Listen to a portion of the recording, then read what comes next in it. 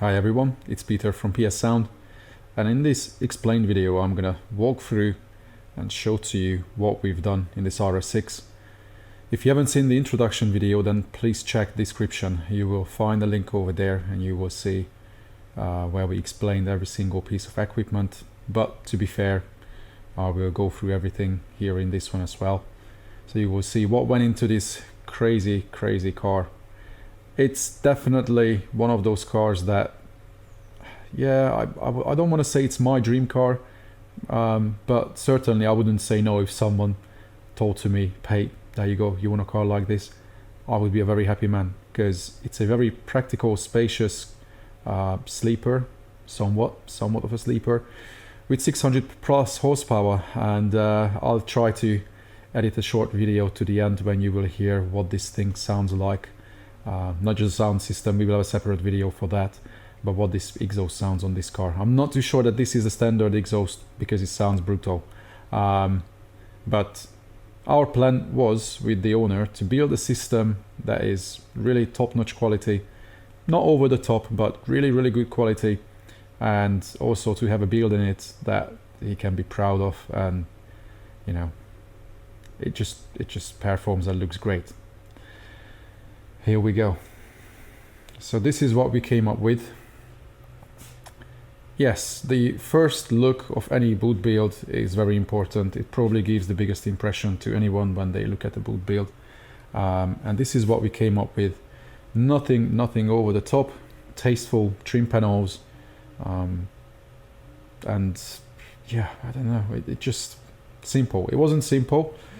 Many people could see the progress of this car that I have to mention in every video.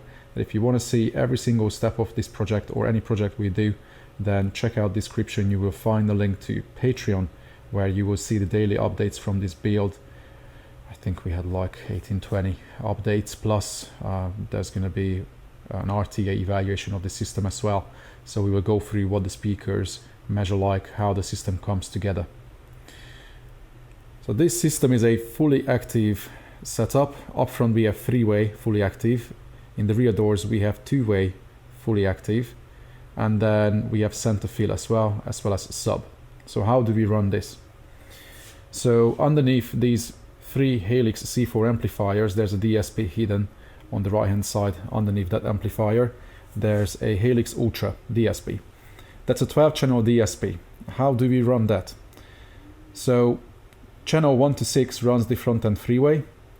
Then 7 till 10, the 4 channels run the rear doors. And channel 11 is for center fill, channel 12 is for the subs. The subs have an extra monoblock, which is hiding underneath. You can just see the logo of the Steg amp, and that's where it ends. It starts from here, goes all the way out there. It's a 2.5 kilowatt monoblock, the K2500.1, I think. The subs are 3 ohm each, so they were wired parallel to 1.5. And this way, we should be seeing maximum of a 2 kilowatt clean power for the subs, and we definitely have enough power. I don't think any SQ system needs more bass than this. These two subs can easily overpower the front end, and the front end is not quiet. These amplifiers have plenty of headroom. They have 150 watt per channel running the system. And we configured the Helix amplifiers in a way that everything is symmetrical. So this amplifier runs the front tweeter, front mid, then the rear tweeter, rear mid bass. Same way on the other side, symmetrical. And then this amplifier runs the front mid bass, and then another channel runs the center. So now you can see we have one RCA missing there. We have one spare channel. This is how we ended up. Yes, we could have used that extra channel maybe for mono rear fill in the C-pillars, because there are factory C-pillar locations. But ideally you would need those stereo, and by then you would be at 13 channels. You would need more channels. And to be fair, I don't think we actually need that. We have speakers in the rear doors that we can run differently. We can run them in normal mode when they play full signal, or we can run them as differential that I mentioned quite a lot. So the rear doors work more like an effect speaker. They don't play anything mono, and they give more room information and ambience for the whole system. So that's the layout at the back. Underneath the rack, I will have to insert pictures. We added an extra 75 amp hour lithium linked to the factory AGM battery, which is 105 amp hour. Altogether we have 180 amp hour, and we have long weekly topics about it, how you can run lithium in modern cars. In this one, the electrical system is absolutely fine with it. Once both batteries are charged, then the car doesn't see much load. And people think that this is a crazy system and it needs upgraded alternator. None of that. We clamped the system, and with music, with crazy bass when the subs were moving mental. You will see in a separate video when we will share a bit of demo madness for inspiration. We clamped 98 amp maximum. So yeah, we are easily running a kilowatt for the system of music. With sine tone, surely we would be able to pull more than that, but this car is not built for bass competition, anything like that. It's a daily sound quality system with some fun factor with these subs. I don't know what SPL levels we are pushing. It's certainly uncomfortable when you push these subs to the edge. I'm sure we can hit 140 with them. They are in sealed. They are in 45 liter each, minus the displacement of the sub. So it's very close to the factory recommendation, where the subs are at like 0.8 QTC in this application. So they are nice and punchy, and they still play pretty low. Pretty low. They easily reach 20 Hz, so you can play even rebase crazy stuff with it if you want to. Although the owner doesn't really have intention to do crazy stuff like that, but these subs are very, very capable, that's for sure. At the end, I'm going to insert all the pictures. You will see what went into the fabrication of all of this. In addition, we added fans in each corner, so there are 2 fans on each side. Those 2 fans are sucking the air in through that opening where we have that mesh with a rain guard underneath it, so dust cannot fly down. And then when we have a daily panel right on the top, so the boot can be loaded, it's still spacious enough for luggages, then only those gaps have to be kept open, and then there is airflow, sucks in on this side and then blows the air out on the other side. Also, the amplifiers have built-in fans, the monoblock as well underneath. There's a gap between the monoblock and the C4s, and then there's gap here as well, so the air can flow over it. Certainly that amplifier underneath is a bit tugged away, but this was the only way to not to lose that much space from the boot, because we have probably around 2.5–3 inches rise in the floor. We pushed everything down as low as possible, because underneath the rack we have the power distribution, the fuse distribution, the controllers, the relays and everything for the system. Because if we shut the tailgate, then the lights will go off automatically, as you can see, so the owner doesn't have to worry about leaving the lights on. Everything goes on relay, as well as the fans. The fans go from the system. Remote, yeah, from the remote line. So as soon as the system comes on, the fans come on and go off when the system go off. So that's the nice and simple back end. Nice and simple, yeah. And then a bit of show factor. This time Eddie got 3 hands. We knew that we would want to put in a big chunk of a piece of chunky plexi in here. So we have a 15mm plexiglass. And in order to make this enclosure rigid enough, we built all the sidewalls double layer. So it's a 36mm double layer birch ply enclosure throughout all the sides and the baffle as well. At the bottom we added a piece of mirror, so this way it looks like we have 4 subs and then we have extra depth going down, which first when we put the mirror in, it was quite something. Now the plexi in front of it takes a bit of that effect away, but still it's just a nice little addition that I haven't really seen anywhere else before. Yeah, hopefully that mirror is going to handle the pressure in there. But we made sure that it's fully isolated inside of the enclosure and it's bolted down. The enclosure was also bolted down at 8 points. We have threaded inserts in the main board. The main board was bolted to the factory points at 6 points. So this car can slip and slide. That enclosure is not going to go anywhere. Nothing in this build can go anywhere. It's solidly bolted down. That's probably one of the reasons when we are cranking the system properly, you can literally feel the whole floor in the car shaking. The base is definitely moving the car, and considering how much pressure we have, and we have the roof gloss as well, the car is certainly pretty rigid. It's debatable whether it's the same chassis as a normal A6, or because it's the RS6, maybe the chassis is stronger, I don't know. Maybe some RS6 owners can comment on that, but the car handles the pressure really well. Most cars would fall apart by now. I shared a video a good long time ago showing a BMW 7 Series where the owner had two W6s imported enclosure doing similar pressure levels, and that car was falling to bits. You couldn't enjoy music in it, whereas here you can turn the bass up all the way and nothing wants to fall apart, nothing buzzes and rattles. Having said that, yes, we certainly put plenty of treatment into the car. We soundproofed all the doors, all the door cards, and the tailgate as well sufficiently, so this way we have less buzzes and rattles. Once the seats are up, of course, that's all gone, but when the car is taken to a show, hopefully we will be able to take this car to a few shows, and then that's gonna look nice and pretty. I probably go to the other side, although I can show the front end from here as well. So, and there you go, the system has just gone off.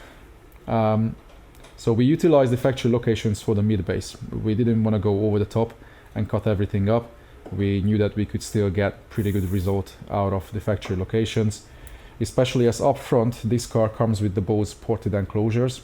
So we had to modify the ported enclosures, and we managed to fit the Brax ML6 dust cap version in there. We deadened the whole plastic box to the point that nothing vibrates, nothing resonates with it. The only thing is that I would probably ever change is the port, which is designed for a 5.25, and possibly that cone area with that excursion doesn't overload the port, but these drivers, if they are cross low and if you really sand them hard, they can overload the port and you can hear a bit of chuffing noise. I think for daily users that's not a factor, but if you go to a competition, that would be something I would look at. But as I say, for a daily system, it's perfectly fine. They kick hard. Once the factory grille goes back, then you don't see anything. We did the same at the back. I kept the grill off so I can show it to you now, guys, and to the owner as well.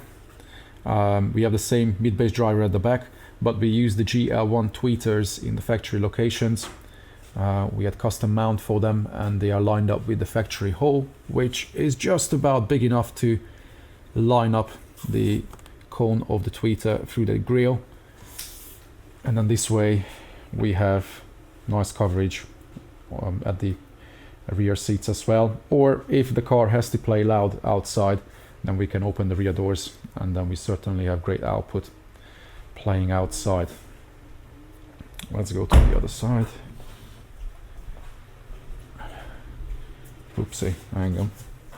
We have a situation with the seat because I tipped it back while I was taking the pictures. So we fabricated custom mounting for the tweeters and the mid-range speakers. It's almost there, so I can jump in. So this car originally comes with a mid-range location there, which is not ideal. We still could have used that location and have the tweeter on the A-pillar or in factory location. It could still sound nice with good equipment and good tuning. It could be okay, but we wanted to take it to another level. The owner certainly wanted something tasteful, and when it comes to performance, he wanted something better than the factory location, which is a bit down low in front of the handle, playing onto your knee. Whereas here now we have the mid-range up high, so that helps to get a more even response from the mid-range without any obstructions. So your leg movement, especially on passenger side, if you have a passenger, a wife with carry bags and whatnot, then the response from that mid-range is not going to be affected because it's up there. And also the mounting is way more rigid now than in the door, on the door card. Here now we have our usual technique, building A-pillars. As always, I always say that we could we could do damage with these because they are so rigid, so solid. You can play this system full tilt and you have no vibration from the mids, and people think, oh, why would you have vibration from the mids? Oh, you can. You can see these mid-range speakers moving when you really send the system. Of course, they are crossed over at the right frequency, but still, this system can go pretty loud, and you don't want any vibration, any buzz or anything.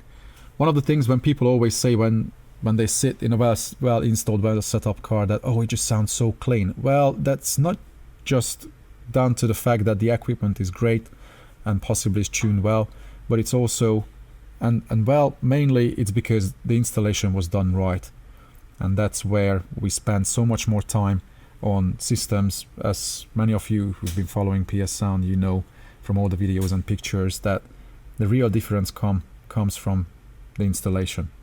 Everything has to be rigid. Vibration is probably the biggest factor that can disappoint me in any system. So in this one, we definitely managed to do what we always do. Then we also have a director. Let's turn the system back on, then you can see. Audi designed and 3D printed that whole section down there. Oh, come on, shut up. Okay, yeah, I know. You want me to... Hang on. It stopped, finally. So, he designed that whole piece that sits down there. And then it can also be beautifully closed. We have only a few millimeter tolerance, but that's just perfectly enough. So this way everything can be controlled from the director. It's definitely a very complex controller, and I have a feeling that the owner is going to struggle with it. As most first-time users or those who don't have much experience, they may find the director to be very complex, especially now you have so many functions in the menu. You have then pages, under pages, then next page there, so there are just way too many features. But yes, this piece definitely looks the money. It looks proper. So with this one we can control obviously the master level, especially when we stream, because the DSP has a hack Bluetooth module built into it, so we can stream directly. Now the wattage is dropping a bit because the car has been on for like an hour and a half, if not more now. System playing too, but when it's fully charged we are sitting at 13.2, and it charges quickly back with the lithium especially. So we can control the master volume, we can control the sub level that we have a lot of headroom with, that's for sure. Then we have different presets. At the moment we only have two. We have one when the rear doors run normally, there's one when the rear doors run differential, and then probably we will have a third preset for show when the system is going to play outside, so we'll have slightly different settings for that. You can set up the display, fade out time, all sorts of things. Screensaver, after 15 seconds it goes back to the voltage meter and it displays the voltage. There's definitely a lot you can do with this controller, but if someone wants ease of function and simplicity, then the conductor is the winner for us. Helix DSPs can have 3 controllers. They can have the conductor, which is a nice little knob, and it does everything that you need for daily use. Then you can have this, the director, and you can also have the URC3, which is a small little controller. We integrated the factory head unit with a Most 150 box from NAV TV. Hang on, did we get the NAV TV or Mobridge? It was NAV. NAV, yeah, it was NAV. Yeah, it was NAV TV this time. So NAV TV has the Most 150 box, the Zen 5, and that gives you a very easy life to integrate the head unit, so you can keep all your factory controls, track advancing. If you have a phone call, everything plays through, and then even if you stream from your phone directly to the DSP, it automatically switches back to the factory head unit when you have incoming calls. So it's that easy to live with it. Other than that, I don't know what else I can tell to you about this system. It's certainly a big-ish project. It took us roughly, well, actually 2 days a day when I have to add up how much time we spent on it. Probably close to 250 hours to do everything, the whole soundproofing, speaker installation. But in general, I can say that you need at least 1 week for this. Well, it took us a week to do the speaker installation for the components, for the front end and the controller. Then it took another week to do the fabrication for the sub box, the amp rack, the wiring. And then it took another week to do the trim panels, the lights, all the finishing touches, the Agility plexi and all those things. That's roughly how people have to count with when it comes to a big project. And of course, there's time for testing, tuning. So yeah, this is definitely a big project. But if you are up for something like this, then drop us a message and then we can figure out what you can get in yours. But certainly you can have a way simpler system than this and you can still get great sound. But yeah, this is what we like doing. This is just on another level when you can have something like this. Everyone dreams about a system like this. If I have a chance, I may try to catch the owner's first reactions when he comes, and I will try to drop it into this video. We will see. It depends on him as well, if he's okay with that.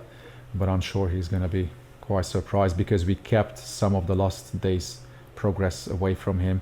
I always give daily updates to the owners, just exactly like the guys see on Patreon, and then that way he can see every single step. If he doesn't like something, then the owners always have the chance to say that, Pete, I don't quite like the direction, I need more space in the boot, I need this, I need that.